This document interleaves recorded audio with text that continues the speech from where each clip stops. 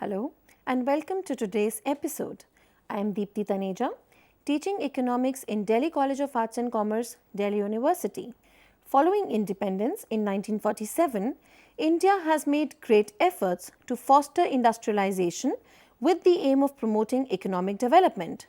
Jawaharlal Nehru, its first Prime Minister, had great faith in the merits of a planned economy, which he envisaged would be the most effective and efficient way to realize the four long-term objectives of industrial growth, full employment, reduction of inequality and the establishment of social justice.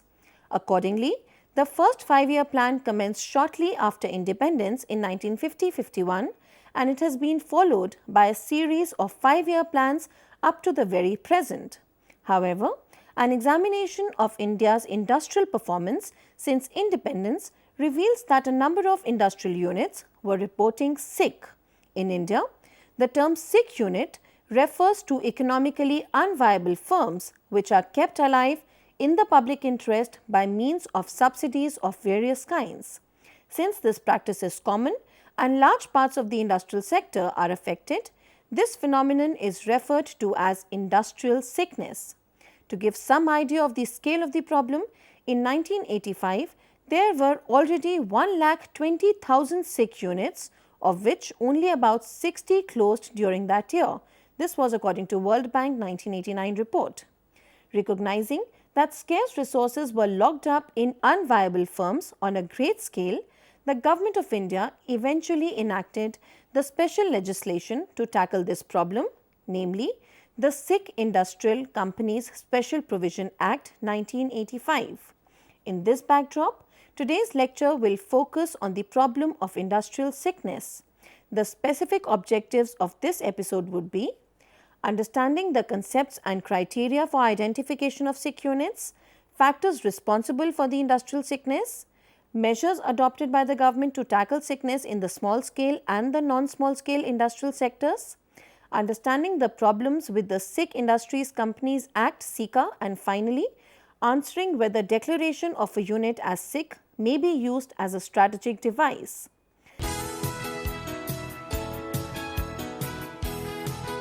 The Reserve Bank of India identifies sick industrial units on the basis of a mix of criteria, including continued cash losses, imbalances in the financial structure, and deterioration in the liquidity. According to the definition of the Reserve Bank of India given in the year 1978, a unit may be considered sick if it has incurred cash losses for 1 year and in the judgment of the bank, that is the RBI, it is likely to continue to incur cash losses for the current year as well as the following year, and the unit has an imbalance in its financial structure such as current ratio of less than 1:1 and worsening debt equity ratio. Certain term lending institutions identify sickness on the following criteria: continuous defaults in meeting 4 consecutive half-yearly installments of interest or principal of institutional loans, continued cash losses for a period of 2 years or continued erosion in the net worth by 50% or more, mounting arrears on account of statutory or other liabilities for a period of 1 or 2 years. The most stringent definition is given by the Sick Industrial Companies Special Provision Act of 1985, which identifies a sick unit as an industrial company being a company registered for not less than 7 years, which has at the end of any financial year accumulated losses equal to or exceeding its entire net worth and has also suffered cash losses in such financial year and the financial year immediately preceding such financial year. Taking into consideration the above various definitions of the sick industrial unit, the following features may be identified with such a unit. A sick unit is one that has incurred cash losses in the immediately preceding 2 years, and in the judgment of credit institutions, it is expected to incur losses during the current year as well. This may be called the cash loss criterion. A sick unit is one whose net worth, that is paid up share capital plus reserves, has been eroded to the extent of at least 50%. This may be called the net worth erosion criterion. A sick unit is the one whose working capital advance account with the banks or other financial institutions was irregular and this persisted over a period of time, say 12 to 18 months, and is likely to become more persistent. This may be called the working capital criterion. A sick unit is the one which has defaulted in paying 4 consecutive half-yearly or 2 consecutive annual installments of principal and interest on term loans, if any. This may be called the loan repayment failure criterion. A sick unit is the one which operates below 20% of its installed capacity. This may be called the low capacity utilization criterion. However, these definitions view sickness in terms of extreme deterioration in the financial health of the unit. The criteria do not warn sufficiently well in advance about the impending closure of a unit. For instance, the wiping out of the entire net worth of a unit accompanied by at least 2 consecutive years of cash loss clearly signals extreme form of sickness which would in fact take the enterprise to the brink of closure. Similarly, severe cash losses with persistent defaults in institutional debt servicing also indicate fairly advanced stage of sickness on the part of the industrial unit, though this stage would certainly precede the stage of complete erosion of the net worth of the unit. These criteria in fact delay the identification process by at least a couple of years or more.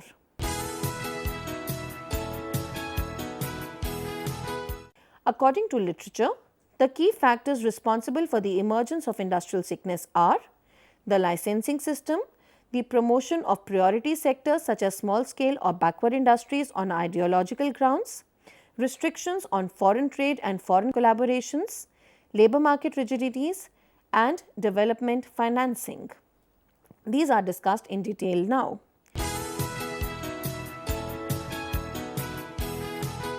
Originally, the license system had been established to direct the process of industrial growth.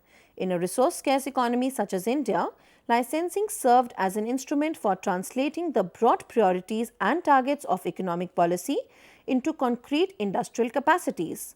Unless a proper license was granted, it was not at the management's discretion to establish a new undertaking or to close down an established one, or to manufacture a new article, or to expand capacity, or change location, or import capital goods, or secure foreign collaboration, to name only a few of the most important restrictions.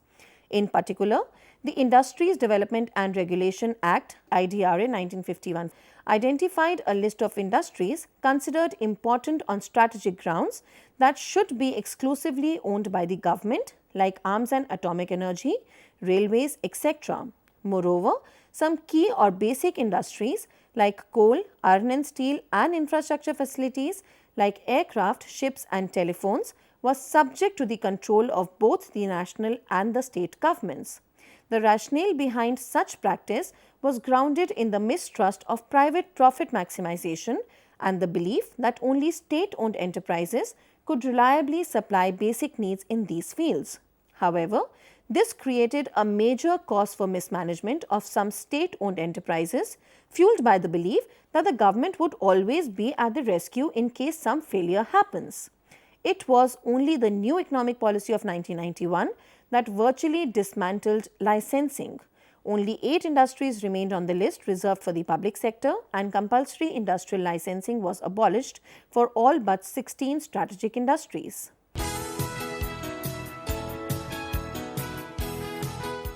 With the objective of encouraging the diffusion of entrepreneurship, promoting employment, and improving the standard of living in backward regions, small-scale industries (SSI) as well as companies located in remote areas benefited from preferential treatment in many respects.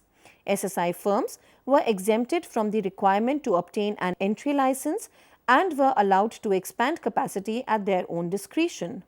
Other measures encompassed areas like infrastructural support, priority lending at concessional rates of interest and favorable repayment schemes, lower rates of duty or even full exemption from excise duty, technology upgradation and export incentives.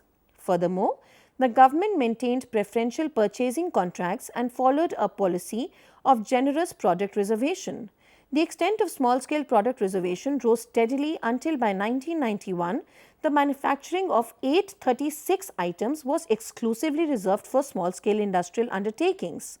Not surprisingly, these forms of favorable treatment of the small sector led to widespread abuses of the system. The small industries were encouraged to remain small, and when they grew, they strategically split so that they remained within the definition of small-scale units and enjoy special protection and incentives. This preferential treatment by the government led to widespread sickness of the units in the small-scale sector.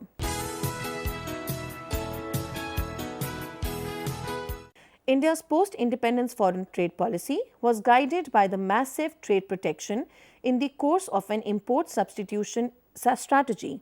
Import substitution policy was based upon the infant industry argument, according to which infant industries can neither develop nor mature without protection from foreign competition.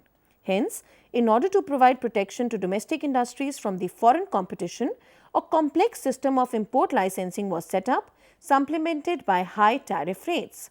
Under the garb of protection, the domestic industries continued adopting policies that were neither feasible nor profitable in the long run, which ultimately led to widespread sickness amongst such protected enterprises.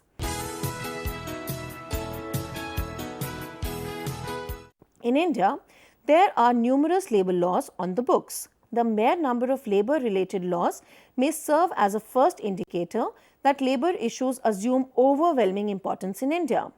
According to some economists, labour problems are the major cause of industrial sickness, while others feel that even if labour-related factors are not mainly responsible for the emergence of industrial sickness, it would be virtually impossible to solve any management problem without imposing severe hardship on labour. It is precisely for this reason that the process of restructuring is prolonged and industrial sickness is allowed to continue. Where social security systems are in an infant state and alternative job opportunities are very limited, it is hard to close companies and to solve the sickness problem in a rigorous manner.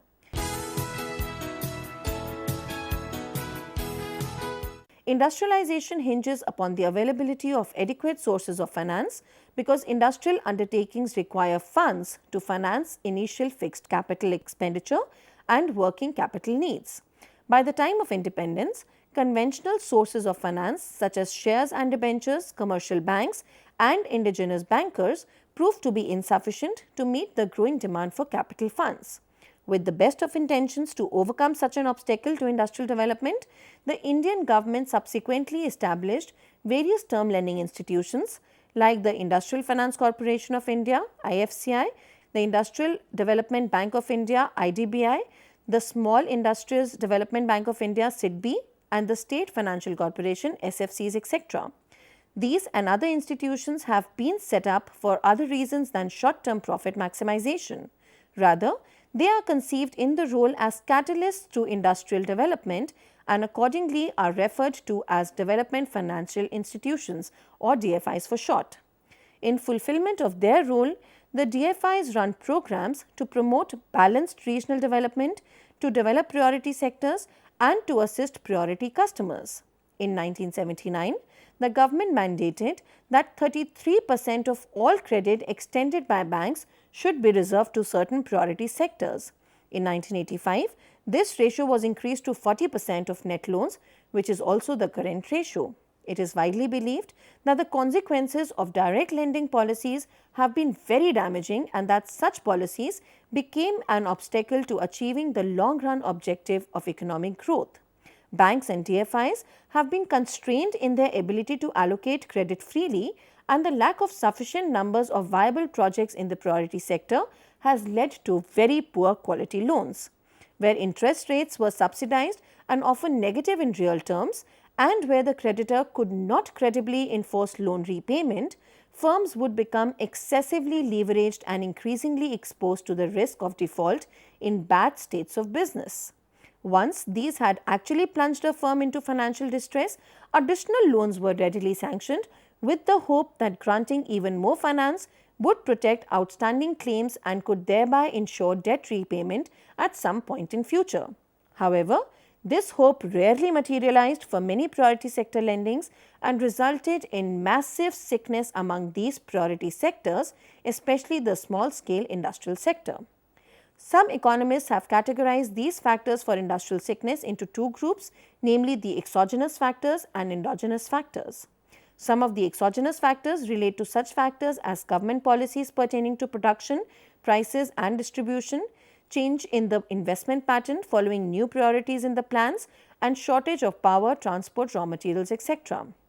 Among the endogenous factors, the most important factor causing industrial sickness has been weak management or mismanagement. In a large number of units, sickness was caused by bad management. This causes other problems like diversion of funds, wrong dividend policy, excessive overheads, lack of sufficient provision for depreciation, overestimation of demand, bad planning, etc., all of which become the cause for sustained losses and eventual sickness of an enterprise.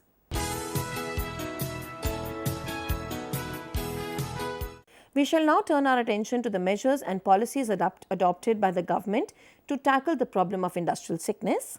Several policies have been implemented by the government for both SSI and non-SSI sectors in this regard.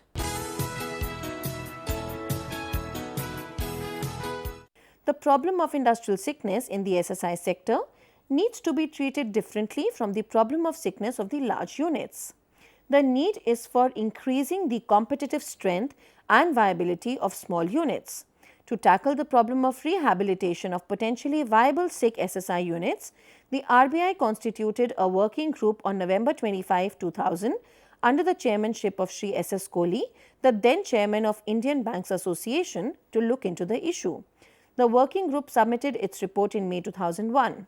All the major recommendations of the working group have been accepted by the RBI, including a change in the definition of sick SSI units, norms for deciding on the viability of sick units, etc.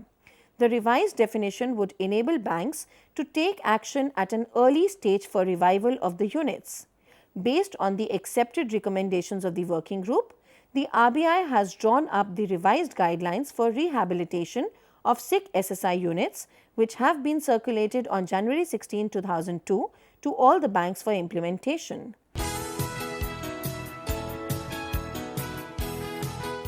To tackle the problem of industrial sickness in the non-SSI sector, report of the Working Group of Central Trade Unions 1978 recommended that the two relevant statutes, namely the Industries Development and Regulation Act 1951 and the Companies Act 1956, should be amended to provide for deterrent penalties to parties responsible for sickness of the units and for recovering all dues, including compensation from their corporate/personal assets. Secondly, expeditious takeover of the units likely to become sick or already sick. Thirdly, simultaneous financial and management restructuring of the unit. And finally, preparation and implementation of a revival plan for the unit with provision of the requisite funds, barring revision of the unit to the erstwhile management. The most important measure taken by the government was the implementation of the Sick Industries Companies Special Provision Act 1985. The Sick Industrial Companies Special Provision Act 1985, called SICA henceforth, came into force in 1987. The law applies to both public and private companies which have been registered for at least 5 years, employ at least 50 workers and do not belong to the small scale or ancillary sector. Any such company is declared sick if its accumulated losses exceed its net worth position. The way the law is framed, timing and sequencing under SICA becomes a problem area on its own. It is a time-consuming process, as is now being explained. When a company meets the sickness criteria, the law requires it to make reference to the Board for Industrial and Financial Reconstruction, BIFR for short, within 60 days. The BIFR has to determine within a period of another 60 days if the company in concern is indeed sick. If it does, it has to make an official declaration on the matter. It may appoint one or more special directors to safeguard the financial and other interests of the firm. If the presumption of sickness is verified, the BIFR has to decide whether or not it is in principle practicable to restore the company to economic viability via reconstruction. Where this is not the case, it might still be in the public interest to prevent winding up. Also, at this stage, the BIFR has to decide whether or not the company is able to recover within reasonable time, which translates into long 7 to 10 years, without external expertise and without financial assistance. If the answer is negative, the BIFR appoints so-called operating agencies and charges them to work out a scheme of suitable measures. A company may also set up an endogenously determined scheme. Either way, rehabilitation of the sick company may come about through one or more of the following: financial reconstruction, dismissal of the old and establishment of a new proper management, amalgamation, partial sale or lease of any industrial undertaking owned by the company, adjustment of the labor force in accordance with the law. Next, the draft plan needs to be approved not merely by the BIFR but also by representatives of the sick company, that is the management and the workers, and by shareholders and creditors, no matter how small their stake may be. Since a plan can only be sanctioned by unanimous consent, the process of revision is typically quite time consuming. The scheme all parties eventually agree on carefully prescribes the necessary measures to be taken, where in general financial assistance will play a key role. Sanctioning and actual implementation of the draft scheme then hinges on the consent of those persons or institutions that are required to provide financial assistance. If no approval is received within 60 days, it shall be deemed that consent has been given. Finally, it is only when and if all the persons or institutions explicitly refuse to provide financial assistance that the board may adopt other measures, including the winding up of the sick industrial company as it may deem fit. If the BIFR actually recommends winding up, its responsibility with respect to the sick company comes to an end. Hence, the entire process of revival or winding up of the sick unit typically involves long 10 to 12 years, which imposes huge financial losses on the exchequer. There is a diagram which will explain the problem of timing and sequencing under SICA. Considering that these were the problem with SICA, there have been other recent measures also adopted by the government, which I will now discuss. With economic liberalization and the new industrial policy announced in 1991, it was believed that there was a need to re-examine the role of government in tackling the problem of industrial sickness. Meddling with the operation of inexorable economic laws in the name of reviving sick units may prove counterproductive and detrimental to the effective working of the industrial economy of the country. Accordingly, several important changes have been brought about in the government policy relating to sick units in recent years. Emphasis has now been placed on the need to select only such units for revival which are viable on strictly commercial considerations. An important change in the policy has been a shift from ad hoc nursing of sick units in the past towards making available assistance under well-integrated packages to remove the causes of sickness. This policy lays stress on various reliefs and concessions to be extended not only by banks and term lending institutions, but also by the promoters, government and labour. Another development has been a shift in emphasis in favour of prevention of sickness rather than undertaking remedial measures at a later stage. Measures have also been suggested to overcome delays in the formulation and implementation of packages of remedial measures. Certain firms run on the notion that being officially declared sick entails great advantages. In particular, sick units do not have to honour their debt contracts. They are exempted from debt repayment or other obligations, for example, to suppliers, lenders, etc. Moreover, outside experts are called on without their payment burden lying on the unit's head to help to work out a rehabilitation scheme in which generous financial assistance is usually given to the sick unit. For poorly performing firms, it might therefore play to gamble in the hope of acquiring the status of sickness. This is especially true for potentially sick or weak firms which have no hopes of revival and have huge mounted debt obligations.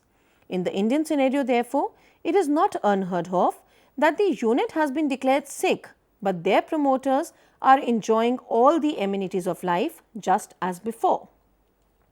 The incidence of sickness among firms thus is sometimes the result of conscious and rational behavior.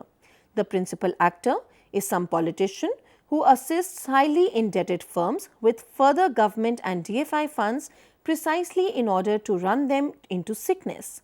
Hence, the sickness law certainly provides several ways for the firm stakeholders to find advantages in sickness and thereby to get rid of their financial responsibilities. This episode has been an attempt to understand the economics and politics of industrial sickness. Sickness is not defined in precise terms in the various acts, and whatever acceptable definition does exist, it is not really a definition of sickness, but the existence of various parameters which, if present, would indicate that the industrial unit is sick. After identification of sick units, an analysis of the factors for sickness is done with respect to both the small scale industries and the non-small scale industrial sectors, and besides government policies, mismanagement of or poor management of funds is found to be one of the most important factors in explaining the sickness of a unit. With regard to the efforts taken by the government to tackle the problem of industrial sickness, special emphasis was laid on the most widely used measure based on the recommendation of the Sick Industrial Companies Act (SICA) 1985. The problem of SICA with respect to the timing and sequencing of revival or winding up of a sick unit is discussed, and this paved way for certain other recent measures that were adopted by the government that laid emphasis on the prevention rather than the cure of industrial sickness. Finally, using the sickness policy as a strategic device by certain firms to avoid their debt obligations was discussed, and it was established that the incidence of sickness can sometimes be the result of conscious and rational behavior too. A great deal more is required to revive the sick undertaking than is being done today. In particular, one could be more systematic about it and act faster. However, in an extreme case, if viability cannot be clearly established, a sick unit should be allowed to die peacefully without much lingering on by the government. That is all that we have for today. Hope all of you have understood what industrial sickness is. That is all. Have a good day. Bye-bye.